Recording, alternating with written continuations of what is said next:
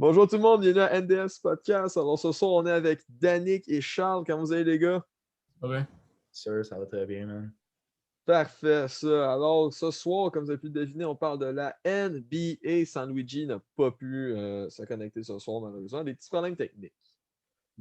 Alors, les nouvelles de la semaine, on commence ça très fort. Il y a eu une liste des coachs en danger qui est sortie. On parle de Terry Stotts des Trailblazers, Scott Brooks des Wizards, Mike Budenholzer des Bucks, Luke Walton des Kings et Nate Bjorkgren des Pacers.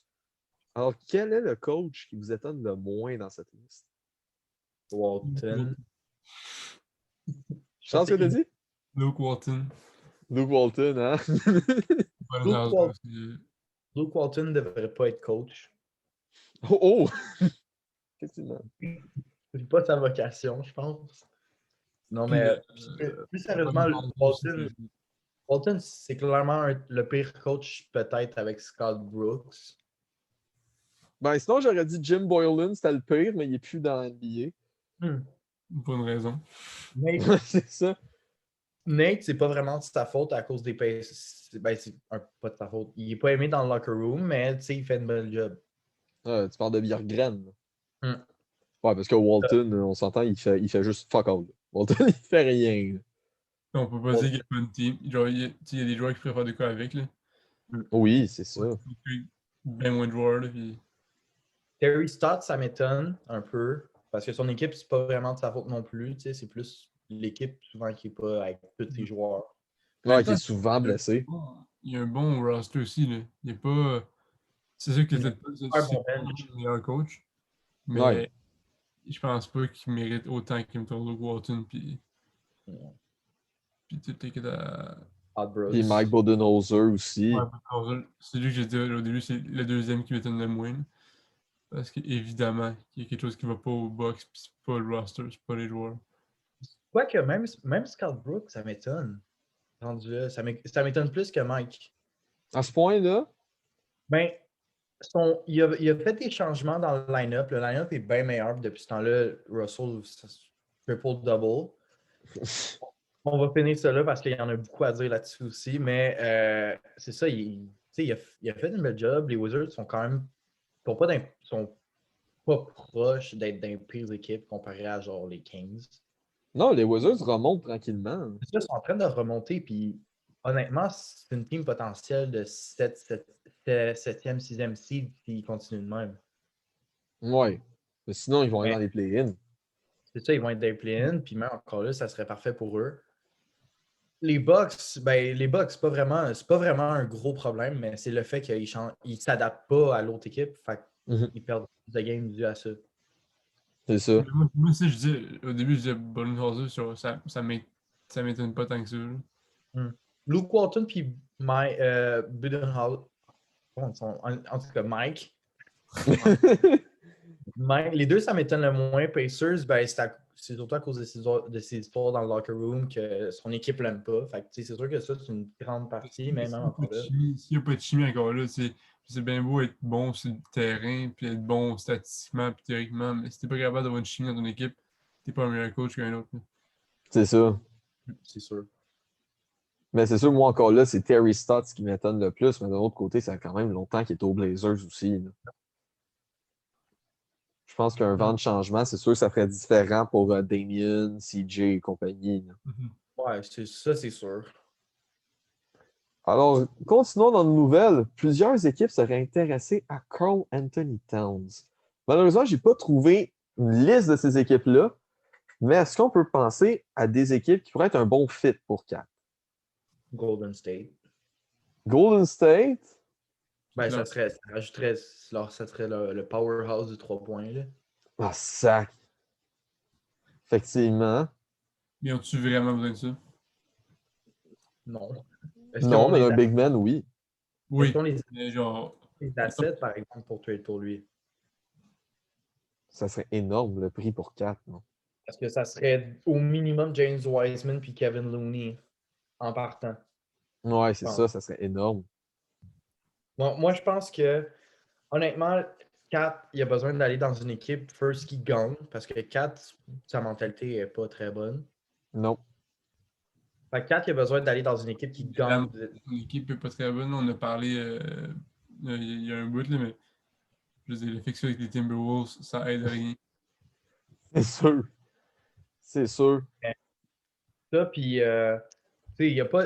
Honnêtement, là, les équipes qui seraient intéressées, c'est des équipes qui ont besoin d'un centre puis qui ont un bon. Genre un défenseur élite déjà dans leur line-up. Parce que si on n'a pas de défenseur élite, il n'y a pas besoin de 4. Mais tu dis genre Golden State, mais honnêtement, Golden State, ils sont capables de développer Wiseman comme il est supposé se faire développer. Il n'y aurait pas besoin de 4. C'est vrai. Moi, 4, pour vrai, là, ça serait plus. J'aimerais le voir là, mais je pense que c'est un bon fit là, avec les Hornets.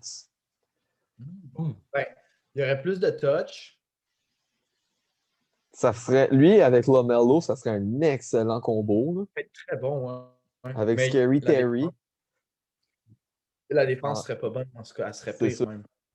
C'est ça le problème. En Parce autant que qu'elle n'est pas aux Nets. Je me dis, 4 avec Draymond Green, power forward, ça pourrait être bon. Ouh. C'est un gars qui est capable de go nasty, fait la job dirty, puis t'as 4 qui amène juste son élément vraiment bon d'attaque. Surtout que Draymond serait capable de pousser 4 pour qu'il joue défense un peu plus. Là. C'est ça, en plus de ça, t'aurais un super bon mentor. J'ai pas le choix. 6 et 11, là. 6 et 11, là. C'était pas une bonne défense, là. Qu'est-ce que tu fais, là? C'est ça. T'as pas juste développé ça, là, même si t'aimes pas ça, si tu veux pas, si tu veux avoir un impact, si tu veux avoir genre, plus d'équipes intéressées à toi. Il n'y a pas beaucoup d'énergie dans sa défense. C'est ça, c'est juste qu'il se force pas. C'est ça. Mais de plus en plus de joueurs font ça, puis pour vrai, je trouve ça poche. Mm-hmm. Mais il faut vraiment que tu trouves une équipe, disons, exemple utopique, les Hawks, par exemple. Oh my God. Les Hawks, à moins que tu veux vraiment aller all-in en offense puis que tu n'as pas de defense, peut-être. Ouais, mais dans nos bases, est-ce que les Hawks seraient prêts à donner Clint Capella? Je ne penserais pas. Avec Clint Capella qui a pris de la valeur, moi je le mettrais dans le trade. Pour 4, je sais pas. Honnêtement, je pense que pour 4, il serait prêt à donner. À donner Capella? Je pense que oui. Honnêtement, c'est un gamble. Ouais, c'est un gamble. C'est un gamble, mais honnêtement, je pense pas que ce serait si fou que ça. Parce que 4, il est dans une drôle de position, c'est qu'il est comme bizarrement la première option. Qui devrait pas mais il n'y a être. pas le leadership. C'est ça. Il n'y a pas le leadership d'un gars qui est vraiment j'ai le ballon, genre. Genre, c'est moi le gars de l'équipe. Mais si on se fie aux anciennes rumeurs qu'il y avait eu sur 4, parce que c'est loin d'être les premières, les Knicks seraient sûrement intéressés. Encore là, ça serait un bon fit. Oui, mais d'après les Knicks seraient plus la meilleure équipe défensive. S'ils seraient capables de garder Robinson. Ouais. Tu fais un double center line-up, peut-être. Mais encore là, tu dis bye-bye à Randall au minimum. Peut-être, ou peut-être plus à Obi ou à RJ. Ouais, peut-être à Obi ou un plus. Parce que si tu es capable de garder Robinson puis Randall dans ce trade-là, t'as plus de point guard, t'as plus rien quasiment. C'est ça. Un fait de rêve, honnêtement, je vais checker live le roster des Clippers. Parce qu'ils ont une défense très très solide. La défense ne va pas être affectée. Mais ils n'ont pas de center. Ils ont Montrez, je pense. Non, c'est Surge. Ils ont Ibaka. Ibaka, mais même là. Ben, Surge est super bon en défense. C'est un bon. Oui, c'est ça, mais. C'est un upgrade. C'est sûr que tu as un upgrade, là. Mais 4 en troisième option, ça devient cher. C'est clair, ça devient cher. C'est clair. Non, c'est un. C'est pas réaliste, là.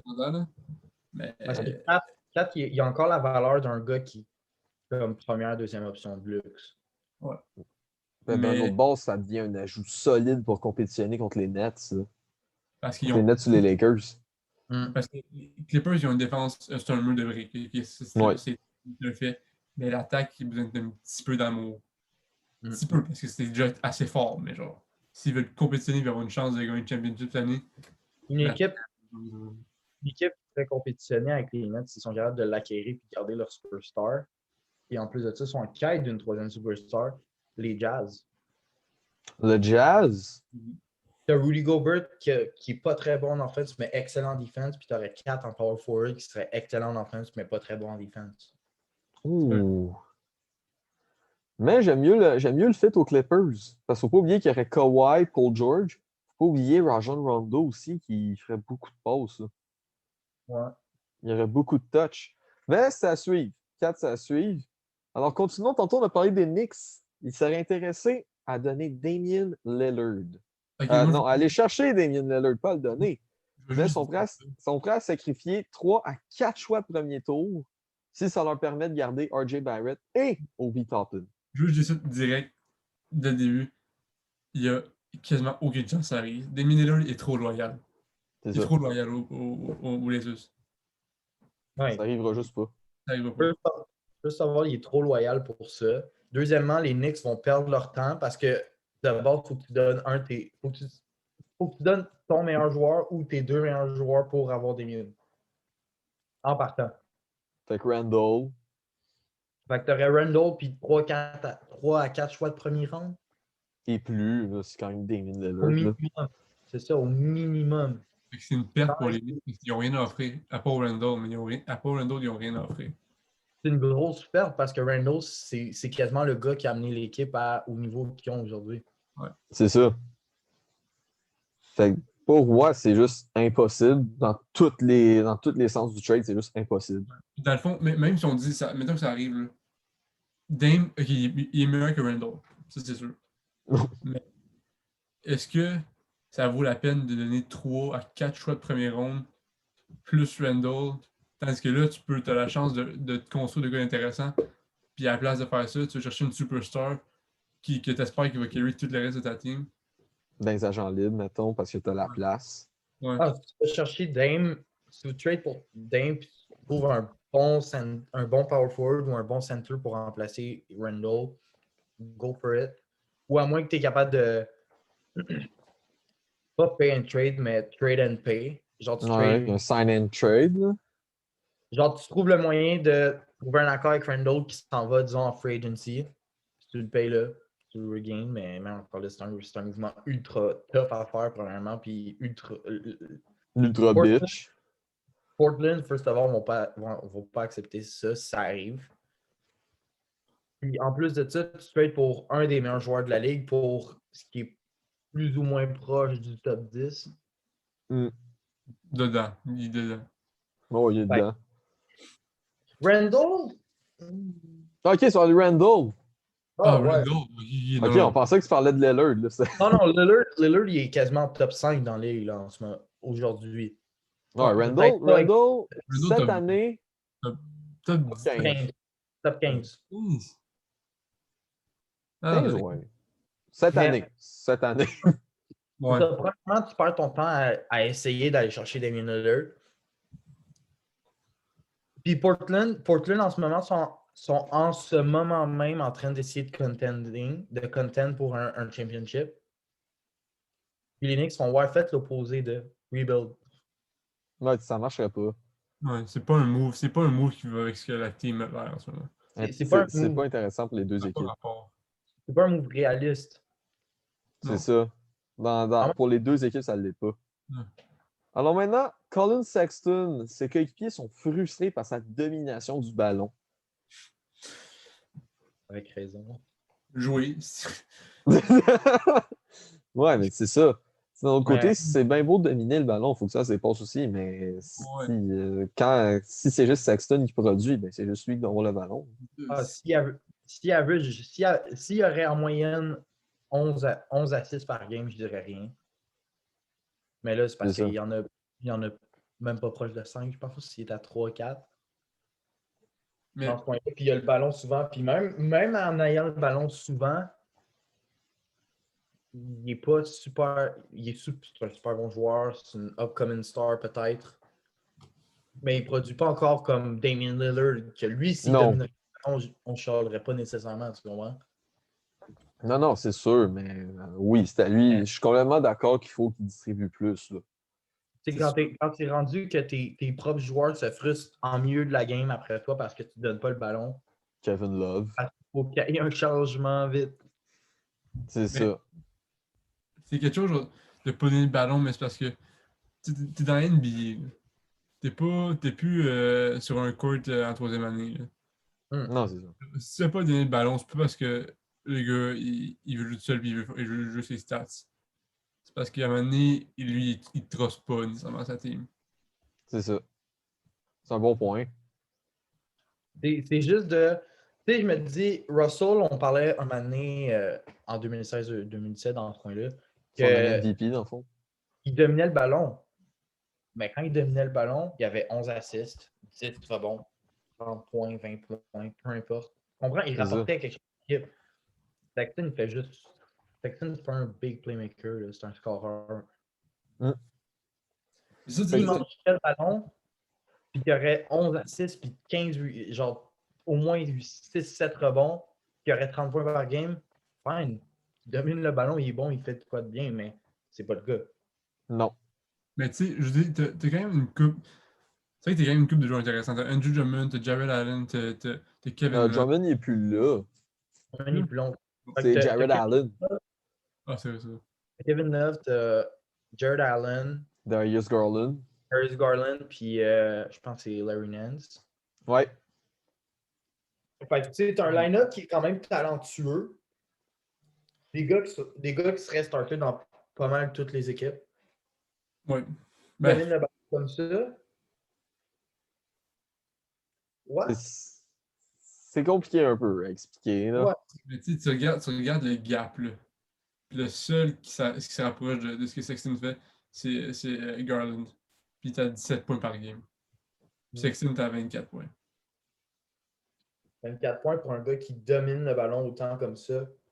Moi, je trouve pas que c'est assez. Là. Ouais. Puis, Effectivement. Dans- il est où le coach Après là-dedans? Garland, l'autre, c'est Jared Allen, puis t'as 13 points. Quand Ouais, Jared Allen, c'est ton troisième meilleur scoreur, là. c'est ça. C'est dur. Mais autre question par rapport à ça, il est où le coach là-dedans? Aucune idée. Est-ce que c'est le coach qui impose une domination? C'est une bonne question, ça. Parce que si c'est ça, d'abord on donne la merde à la section pour rien, tu comprends? Fait que, Ouais. puis même encore là, pourquoi le coach fait rien à propos de ça? Pourquoi il bench? Bon, peut-être pas le bencher, mais réduit son temps. C'est qu'ils comprennent que le ballon, il faut que tu le mérites et que tu respectes son play. Genre les jeux qu'il a à faire. Un petit dernier point avant qu'on change. Tu sais, d'un coup que le coach, c'est ça qu'il fait, puis il n'arrête pas de se donner le ballon. Ouais. Je vais rajouter une dernière affaire, par exemple. Vas-y. Je sais que les assists live, puis le premier avec le plus d'assists, c'est Garland avec 6,12 assists par game. Puis le deuxième, c'est Sexton, À combien? 4,2. Ouais, c'est. C'est pas assez, mais c'est parce que c'est pas le seul qui passe pas, tu sais. C'est ça, pas mal tous les Cavaliers, ils passent pas. C'est le deuxième d'équipe, puis tout le monde dit qu'il passe pas. Garland, que qui marche pas. Là. L'équipe au complet passe pas. Alors voilà la dernière. LeBron James croit que sa blessure à la cheville ne lui permettra pas de revenir à 100% pour le reste de sa carrière. Fait qu'en temps, on dit quoi? On dit max 3 ans. Pendant Max. 3 ans, LeBron ne jouera plus comme le LeBron dominant qu'on connaît. Selon lui. C'est très probable. LeBron, ça serait du genre à se réserver plus. Mm. Ouais. Puis ce qu'il va faire, il va juste prendre plus de shots à place de drive au basket directement. Il l'a montré cette année en plus. Il est capable de shoot de super loin, puis il rentre, puis il fait, puis c'est comme si rien n'était là. Ouais. Je pense qu'il va. Parce que LeBron peut se convertir en shooter, puis drive occasionnellement, un peu comme Blake Griffin faisait. Mhm. Et Blake Griffin, c'était le meilleur dunker quasiment des années 2010. Puis d'un coup, c'est rendu un shooter, puis un post player. C'est ça. Ben, Est-ce c'est que LeBron pourrait le Je faire? Clairement. pense qu'il va jouer pas mal plus. Il va jouer comme un jeu conservateur un petit peu plus. Il va jouer plus comme un point guard qu'un small forward, je pense. point guard ou point guard gros max pour shooting guard. Il va set up, il va shoot ou il va faire un assist ou un rebond, whatever. Point guard serait pas con pour lui parce qu'il est pas cave, ce gars-là. Il a un Ouais. IQ. Voyons, c'est un IQ. LeBron James. Fait pense que, que ce Iman serait pas- Shumpert. Ouais, c'est quand même LeBron. On s'entend qu'il a un excellent IQ passeur. Là. Je pense qu'il y avait. Avant sa blessure, c'était quoi? Il average. C'était 25. C'est quoi? C'était 25 points par game. 7 et genre. 7, je pense. Je vais voir Ouais. ça. Dans Ou le coin 8 et que. 8 et 20. Je sais qu'il c'est dans le coin des 8-7 rebonds. Je pense que ses assists, c'est genre 10. Le bon.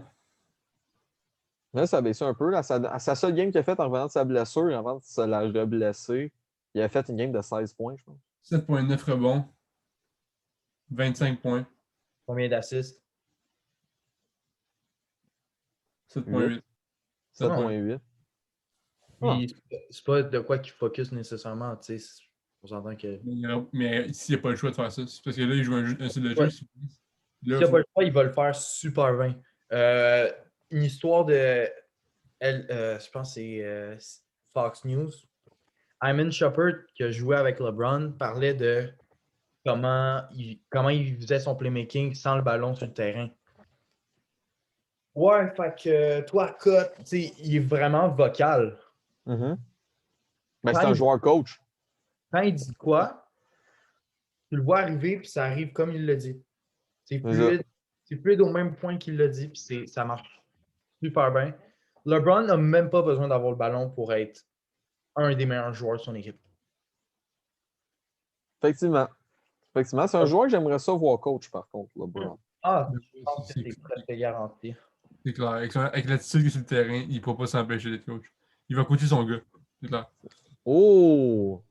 J'aime ça. L'idée n'est pas mauvaise. Alors, si on continue maintenant dans le podcast, on est rendu au hot take. Qu'est-ce que c'est le hot take? C'est des idées un peu contraires à la moyenne, on peut dire. C'est des idées qui sont un peu hate comparées à la moyenne. Alors, on va y aller avec la première. Donovan Mitchell n'est pas le meilleur joueur du Jazz. C'est faux. C'est complètement faux. Le meilleur de bord. Mais, ben non, mais c'est lui le meilleur parce que l'argument dit qu'en fait, c'est Gobert. Non, ok, next. C'est ça. Mais moi, je veux comprendre ça. Pourquoi les gens pensent que Donovan Mitchell n'est pas le meilleur joueur du Jazz? Le monde aime C'est ça. ça, je comprends pas. Le monde aime ça dire des choses qui font pas de sens. Parce qu'on s'entend que ça, c'est juste pour faire réagir. Ouais. C'est clairement. C'est Il n'y a incontournable. pas autre sens à faire que ça. Honnêtement, Donovan, je pense qu'il est à quoi? C'est sa meilleure année sur le pointage. Sa défense est super bonne. C'est un bon playmaker. C'est un super bon dunker. Le gars est capable de faire. Le gars il me fait penser à un peu Zach LaVine avec un côté de défense de plus. Ouais. Ouais. Puis Zach LaVine, c'est de loin le meilleur joueur des Bulls. C'est même pas proche. Ils ont quand même un bon center. Ouais. Ben, moi, honnêtement, c'est clairement pour faire réagir. Ça marche. Oui, ça marche. On va y aller avec une question plus vite d'abord avant qu'on aille dans le prochain hot take. Répondez juste par oui ou par non. Est-ce que Donovan Mitchell va gagner un MVP? Non. J'ai goût de dire oui, mais je pense que non. Moi, non. Moi, je vais dire oui. Je pense pas, mais je veux. Non, moi, je veux quand même. Ok, si on dit que si on veut, oui. Oui. Je trouve qu'il y a encore beaucoup trop de joueurs qui sont meilleurs que lui. Mais c'est ça. Mais je pense pas qu'il va en gagner un. Mais est-ce qu'il pourrait être dans les nominés pendant sa carrière? Oui. S'il en gagne un, ça serait Steve Nash style, un peu. Genre un peu Rob, mais il l'a quand même un peu mérité. C'est ça. Alors, on va dans le deuxième maintenant. Russell Westbrook a une meilleure carrière qu'Allen Iverson, selon Kendrick Perkins. Ouh, ça c'est comparable. Je sais pas quoi dire, parce d'un côté, tu as Monsieur Triple-Double. Tu as les stats qui disent que oui. De son côté, Mais de l'autre côté, leadership. AI. De son côté, leadership qu'il l'a jamais mené très loin sans KD. D'un autre côté. Ok, non. C'est parce que j'ai vu une vidéo il y a pas longtemps, c'est comme. C'était. Parce qu'il est pas vocal, genre. en public, genre, ce gars-là. C'était une vidéo, genre, sur le banc, c'est pendant un Ah oui, time. je l'ai vu. Il disait, le coach disait de quoi, il rajoutait quelque chose. Il disait de quoi, il rajoutait quelque chose. Et le coach, puis lui, faisait la même job, quasiment, là, pour vrai, là. Mm. Genre, le gars, il prenait le lead, puis il prenait les. Genre, tu sais, il allait pas doucement. Les Puis, deux. avant ça, même avant ça, moi, je pensais, genre, que ce gars-là, c'est pas tant un leader, puis c'est pas tant, genre, un team player, mais vraiment, ça a changé mon avis, ça. Mais Russell, c'est un gars qui est intense. C'est un gars qui va vraiment. Qui veut son équipe être bonne. Il va faire tout ce qui est possible. Mais overall, lui, en tant que leader, mettant son équipe sur son dos pour, disons, exemple, comme LeBron avec avec Cleveland, Ouais. Stephen Curry cette année avec les Golden State. Sac. Russell n'a pas comme le facteur qui va amener son équipe en finale, bonne ou pas. Non, ça, il n'y a pas le facteur playoff. Il est reconnu pour choquer. Pas clutch. Ça, il n'est pas clutch. Il n'est pas clutch, mais côté carrière, honnêtement, statistique, il est bien meilleur qu'Iverson dans pas mal d'affaires. Ouais. Fait D'un autre que- côté, Allen Iverson a réussi à traîner son équipe en finale. Ah, mais Mais ça, même il y a- pas là, il y avait pas une si mauvaise équipe. Offensivement, il était nul. Défensivement, c'était un des meilleurs. Iverson. Iverson. Ouais, mais faut pas oublier que je pense à partir de la finale de l'Est, Iverson, il y avait deux de ses trois meilleurs coéquipiers qui étaient blessés. Là. Tu sais, il y a ça, Mutombo, puis il me semble Iguodala était blessé. Mettons qu'on compte pas les pires années de Harrison, là, il y a quasiment une moyenne de 30 points, là. Ouais, c'est énorme. Avec deux steals aussi. Russ, il est à combien? Hein? Westbrook, il 4, je est à pense. 23 overall, mais mettons juste son prime. Ben, il est encore son prime, je pense. Ouais. Fait que, ouais, 23. Oui. Mais il est plus efficace en défense. Évidemment. Ross? Plus efficace en défense. Ben oui, de loin. Plus de rebonds, plus de blocs. Ah, au rebond, ouais. Bloc aussi, mais c'est normal. Iverson était plus petit. C'est ça. Ben, c'est pour ça que évidemment. Là, je sais pas. À part le style, Iverson, sa défense, tu peux pas vraiment l'évaluer parce que c'était pas vraiment de sa faute. Il aurait voulu être bon en défense, mais à 6 pieds, excuse-moi, mais Mais non. c'est comme Trae Young. Hmm. Trae Young, c'est bien Mais beau qu'il Russell essaye, Westbrook mais... joue beaucoup. Russell, c'est un gars qui va être là pour son équipe, mais en playoff, il n'est pas clutch, puis il va pas mettre des performances aussi dominantes que celles d'Iverson. non. C'est ça. Mais on parle de la carrière overall, fait que ça, c'est regular season, playoff. Ouais. Russell a fait autant d'apparitions que lui en finale. Il y avait une meilleure équipe, oui. Mais ça change le fait que je pense qu'il a fait beaucoup plus de fois les playoffs qu'Iverson, même. Ah, ça se peut. Moi, honnêtement, Westbrook a peut-être une meilleure carrière en ce moment, mais il faut qu'il gagne un ring. S'il ne gagne pas un ring, mon opinion risque de.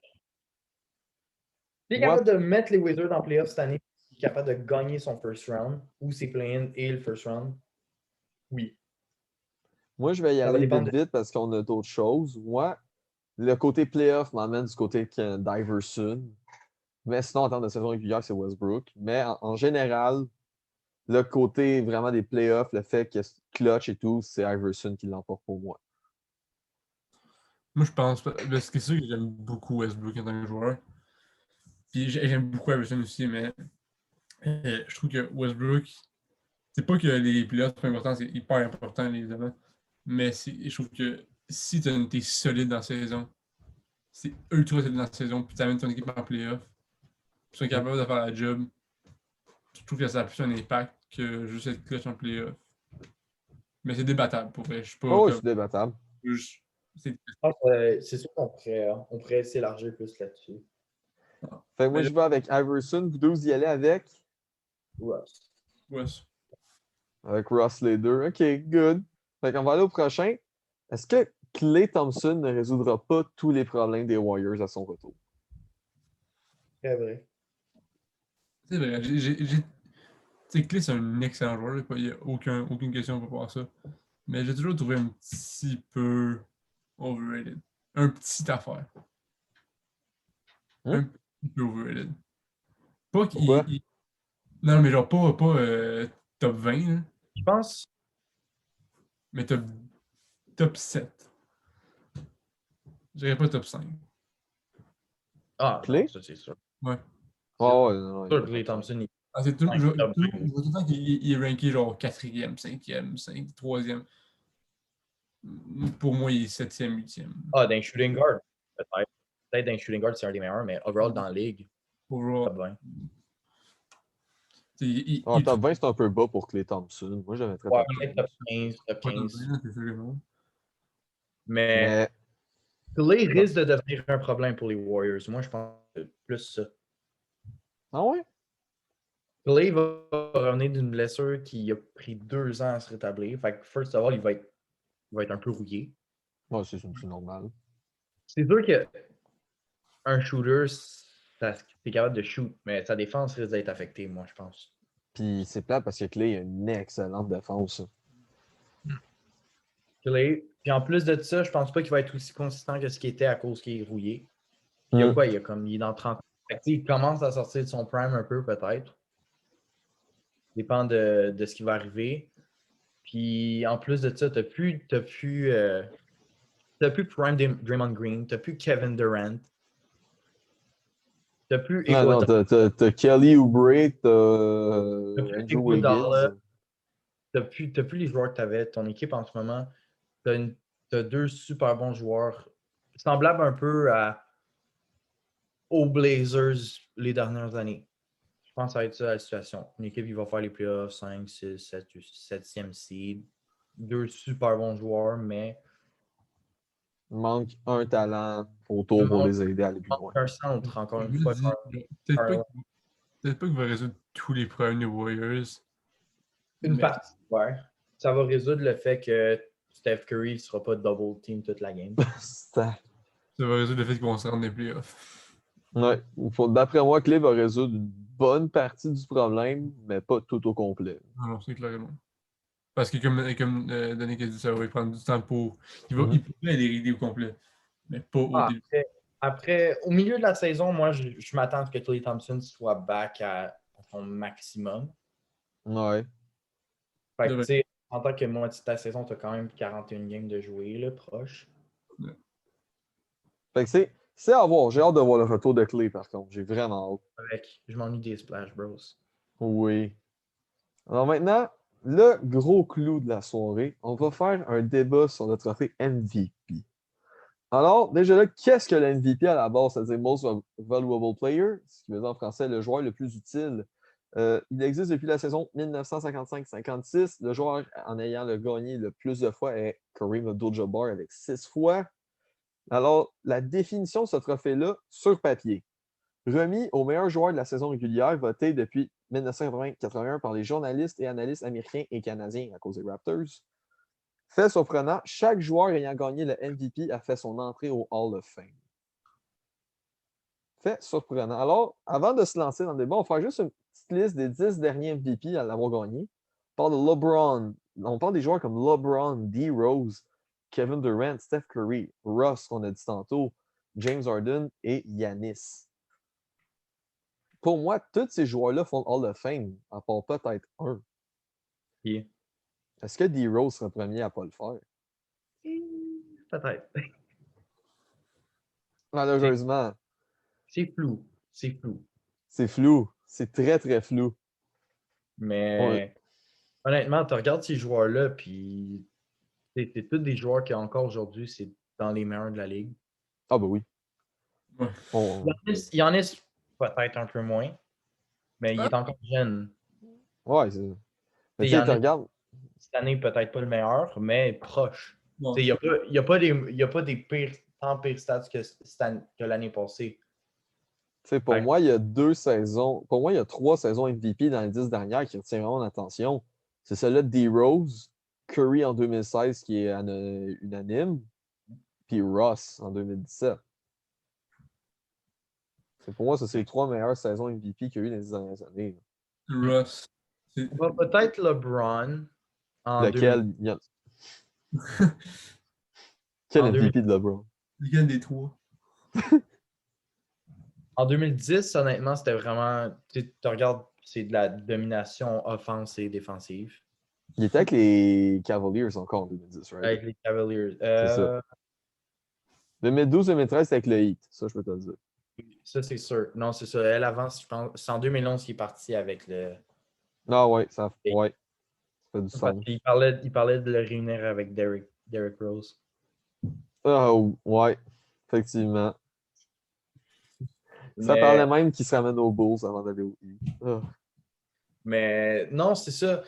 Tu regardes le MVP, puis c'est tous des meilleurs joueurs de la ligue. Mais est-ce que c'était vraiment les plus utiles dans leur domaine?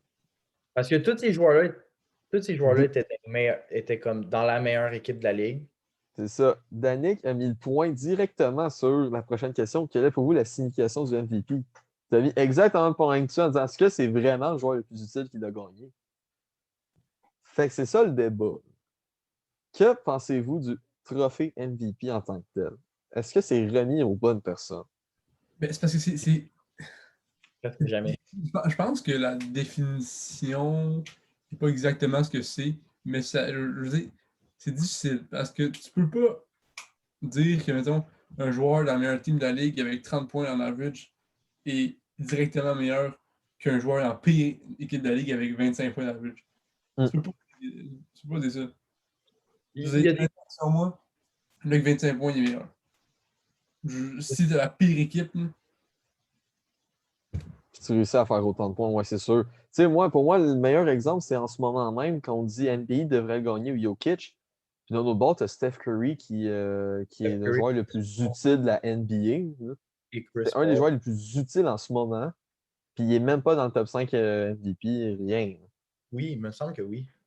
Peut-être maintenant. On parle depuis le début de la saison. C'est Ben non. rare que son nom vienne. Ben, son nom au début de la saison était beaucoup moins élevé parce que on pensait pas. Il n'était pas encore à ce qu'il faisait en ce moment. Mhm. Fait qu'il était moins valuable que ce qu'il était, moins utile. En ce moment, il est juste genre 12 3 points par game, puis il en fait comme 42 points, quelques à pourcents, 42,6. à 42%, puis il y a des games genre, il en rentre 10, 15. C'est ça. 15, mais tu comprends, 10, j'exagère. 11. 10, 11, puis il fait ça chaque game. C'est incroyable. Puis il y a d'autres gars aussi que, pas nécessairement le gars fait 30 points par game, 10 rebonds, 10 assists. Chris Paul. Oui! Chris Paul, pourquoi le gars transforme une équipe qui était proche de faire les playoffs à la meilleure équipe de la ligue quasiment? Est-ce que je suis le seul que je me dis, OK, peut-être que le gars amène plus que des points et des assists. C'est cet aspect-là, je trouve qu'il n'est pas assez travaillé. C'est le fait qu'on regarde juste ses stats. c'est ça. C'est exactement ça que je veux dire. Genre, tu regardes pas, genre, si on était vraiment fair, là, on ferait une moyenne des points de toutes les stats de son équipe, puis tu ferais genre quelque chose qui peut dire l'utilité du joueur par rapport à toute son équipe. Influence. Parce que s'il fait 8 assists, mais il perd toutes ses games, c'est des assists qui ne valent pas vraiment grand-chose. C'est ça. Mais il gagne. C'est des assists clutch, ça peut être whatever.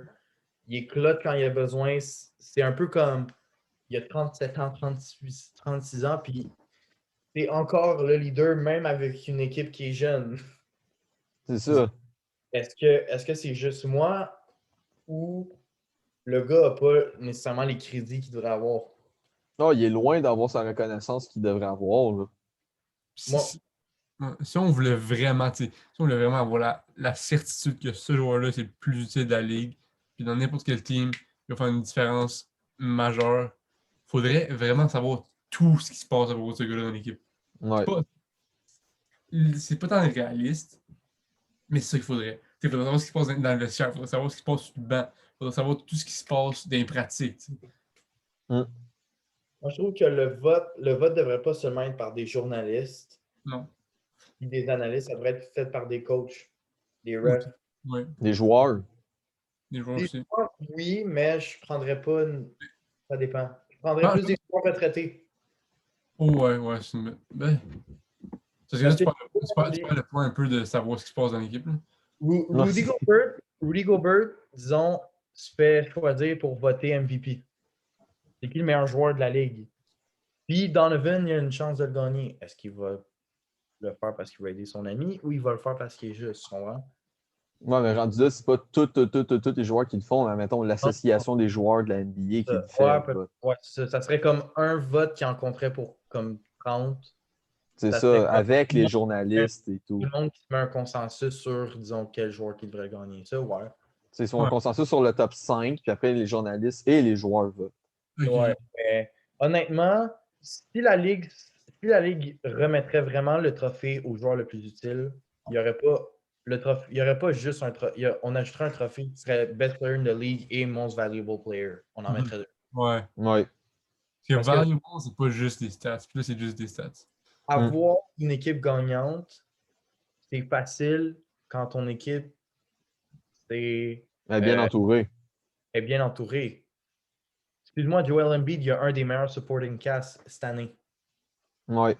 T'as Ben Simmons, t'as Danny Green, t'as Dwight Howard qui était super bon l'année passée. Peut-être pas prime form, mais super bon.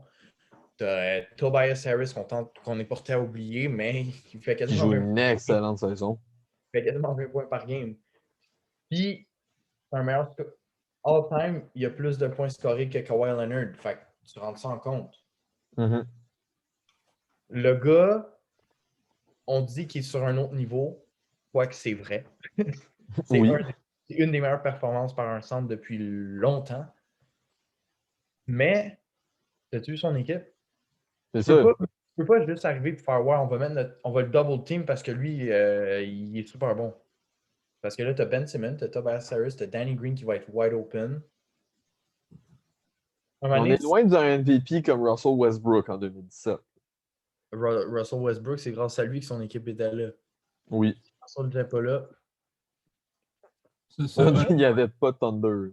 OKC, who's that? Mais c'est juste de, un moment donné, comprendre comme faut que la Ligue reconnaisse le talent des joueurs au-delà des statistiques. Au-delà du top 3 du classement et des statistiques. Regardez plus loin que les trois meilleurs teams, ils ont les trois des super bons joueurs, on va prendre ceux-là. Non, non, c'est plate pour les joueurs comme Curry en ce moment, puis Chris Paul aussi. Ceux-là, Donovan Mitchell, D-Book peut-être un jour. Devin Booker aussi, qui est, je pense, dans le top 10 en ce moment. Luka Luka qui, l'année passée, a quasiment vu un triple-double. et Dame. Ah, ouais, ouais. Encore, Non, là, tu sais. on a fait un bon sommaire. C'est Ouais. trop axé sur les stats et les stats uniquement. On pourrait en parler pendant des heures et des heures de débats comme ça, mais on a un dernier segment qui est le $15 Challenge. Le challenge à 15 $. C'est simple. On doit bâtir une équipe avec un budget de 15 $ seulement en 2 minutes. On a 2 minutes top chrono. C'est moi qui va s'occuper du chronomètre pour tout simplement faire notre équipe. Et on va voir le tableau maintenant. Alors, les gars, vous me dites quand vous êtes prêts pour le timer. Danick, t'es mute, fait qu'on t'entend pas. Presque près de secondes. OK. Charles, tu me dis quand t'es prêt. Ok, je suis prêt. Charles, t'es prêt? Ouais. Fait que dans 3, 2, 1, c'est parti. Aujourd'hui, le 15 $ challenge est vraiment basé sur des jeunes joueurs. Euh, hmm. Quand même des choix très intéressants.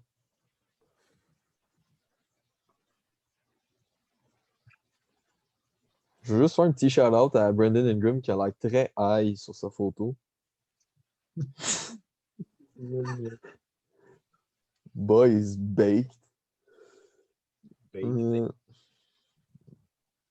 Hmm.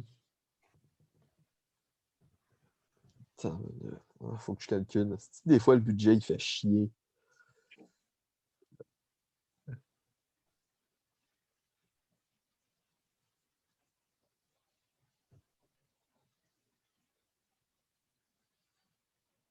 Moi, j'ai fini. C'est beau, Big, je me prends du proche. Ah, ben, ça serait. Moi, j'ai eu le temps d'en faire un peu plus tôt cette semaine. Richmond. Ouais, je suis parti avec un peu d'avance, mettons. T'as-tu dit Richmond? Hein? Je pense que Charles il a dit Richmond. Non, Non, non. Moi, avec ses fait. Charles, il te reste 33 secondes. Si tu veux, je peux te donner un 30 secondes de plus si jamais. on a j'aurais pas le temps. Moi, je pense que Lorik va savoir ma technique que je fais toujours. Sinon, moi, je vois un petit Tyler Hero que je me doute clairement que t'as pris. Peut-être. Peut-être. Mais Avec un gros sourire. j'étais encore avec 2 joueurs à 5 Je fais tout le temps ça, man. Tu devrais être habitué. Charles, je vais te rajouter encore 30 secondes. Il me reste un. Il me reste un. Ah, ok.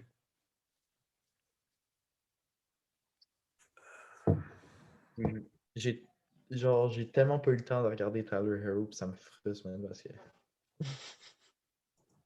Oh, Marron, pas grand-chose, mettons. Pour cette saison, cette saison. What the fuck you mean? What did you say? Non, je pense que c'est good. C'est good? Touche Donc, un, donc, je Genre- vais y aller en first. On va y aller demain, je vais y aller first. Alors, pour mon point guard, je suis allé avec un Lonzo Ball à 1$. Choix très underrated pour le prix déjà là. Puis pour son jeu de passe et sa défense qui est excellente. Hein, et pour compléter, mon shooting guard que j'ai pris est Jalen Brown. Donc, un très bon combo passeur-shooter et deux excellents défenseurs. Et j'ai décidé de continuer dans la ligne de la défense. En small forward, j'ai décidé d'y aller avec Ben Simmons, qui est dans un poste très bon pour finir au panier, parce que c'est une de ses forces. S'il le faisait constamment, Ben Simmons serait très bon pour finir au panier. Et encore là, excellent passeur-défendeur. Rebounder aussi. En power forward, j'ai décidé d'y aller avec Zion. Oh, Danick, il a l'air de pas comprendre mon choix de Zion. What? Un très bon post-up, très bon aux alentours du panier adverse. Oui, sa défense, ça fait un peu dur. C'est pour ça que j'ai décidé d'y aller avec Ben Simmons, Jalen et Lonzo. Et avec mon center qui est Miles Turner. Donc, j'ai vraiment décidé d'y aller du côté défensif et aussi production. Là, Jalen Brown peut me produire et Zion aussi. Miles Turner, on s'entend que c'est pas le plus gros pour. C'est pas le plus gros scoreur. Ben Simmons aussi. Puis Lonzo qui connaît sa meilleure saison de carrière. Lonzo, cette année, peut m'aider avec cette équipe-là. Donc, je vais le répéter et après, on va aller du côté de Danick. Mon starting five est Lonzo, Jalen Brown, Ben Simmons, Zion et Miles Turner. Alors, Ok. Danick, c'est à toi. Je vais commencer avec mon point guard. Mon point guard, ça va être Luka Doncic. Ouh!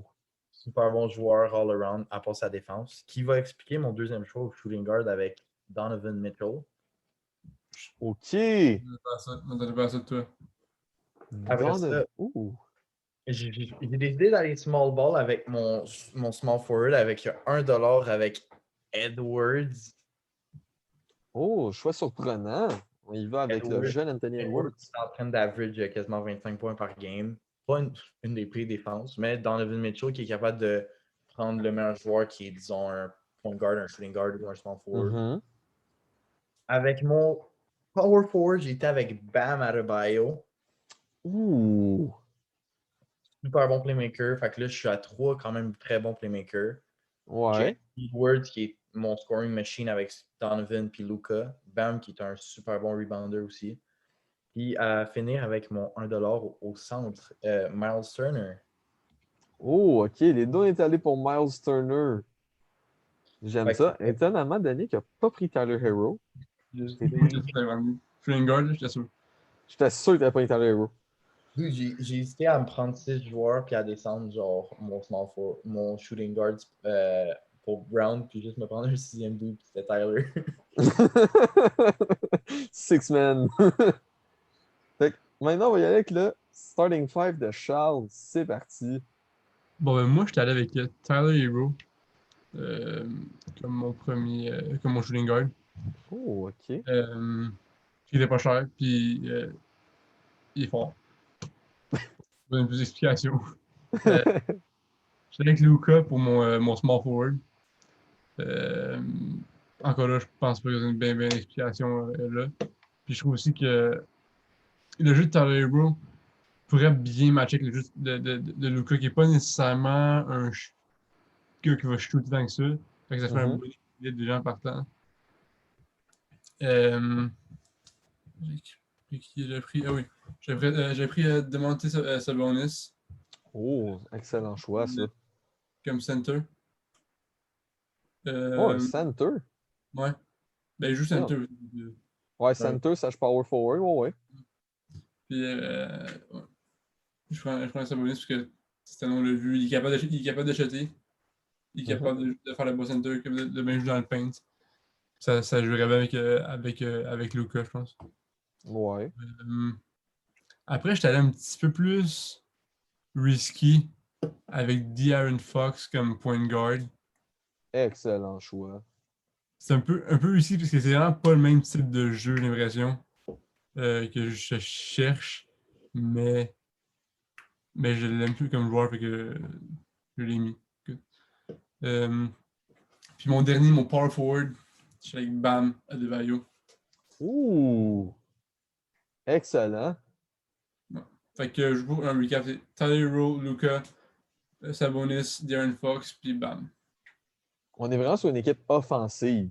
Ouais, bon, ça c'est sûr. Ça, c'est sûr, oui. Ouais, la défense, elle ferait un peu dur, mais Ouais. l'attaque, par contre, là, elle serait menaçante. Ça, je te l'accorde, là. Et voilà, fin du timer en plus pour l'explication. J'aime ça. J'ai aimé toutes nos équipes. J'attendais pas à ce que Charles prenne Tyler Hero, par contre. Celle-là, ça m'a surpris. Je m'attendais vraiment que c'est Danick. Merci, Charles. Charles qui sauve les meubles pour Danick. Alors, j'espère que vous avez aimé ce podcast. Nous autres, oui, comme d'habitude. N'hésitez pas à mettre votre starting 5 dans les commentaires. Ça va nous faire plaisir de lire ça. N'hésitez pas à vous abonner, à partager, à liker et à activer la cloche. Ça prend 5 secondes, mais ça peut tellement changer pour nous. C'était NDS Podcast et sur ce, passez une bonne journée.